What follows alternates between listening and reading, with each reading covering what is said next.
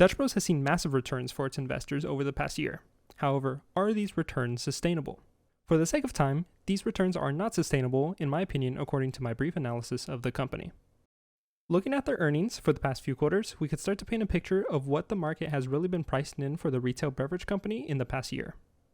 Looking closer at their top-line revenue, their constant earnings beats are being driven by their 40% average revenue growth per year.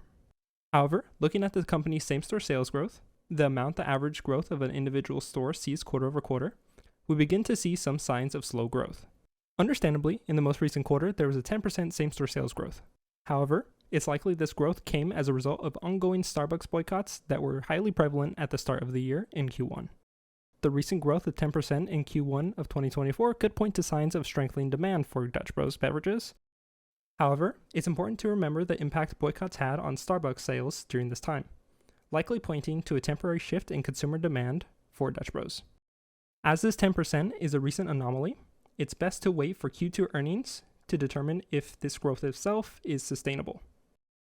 Excluding the anomaly, average same-store sales growth for Dutch Bros is approximately 3.2%, which is relatively low compared to Starbucks' 8.6% same-store sales growth per quarter on the same time period. Now you may be wondering, if such large revenue growth isn't coming from existing stores, where exactly is it coming from? Looking at the number of stores Dutch Bros has opened quarter over quarter, over the past 10 quarters, on average, 37 new locations have opened up every 3 months. The novel popularity of a Dutch Bros location tends to bring hundreds and thousands of people out to get a taste of its beverages, often causing hours-long lines. You might remember customers waited for hours for their coffee drinks at the 2 Rio Rancho locations when those opened earlier this year.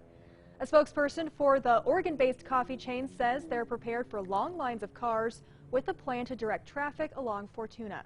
As a result, it's fair to assume new store openings are a large part of the company's massive revenue growth it has consistently seen year over year. Unfortunately for the beverage company, one can't simply open new store after new store and always have a new location to generate a lot of cash from, at least in the long run.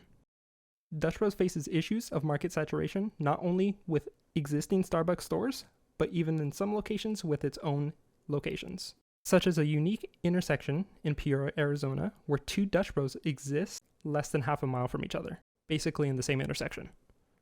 In my opinion, as Dutch Bros can consistently generate new store opening revenue as a short-term investment, this might be a good pick.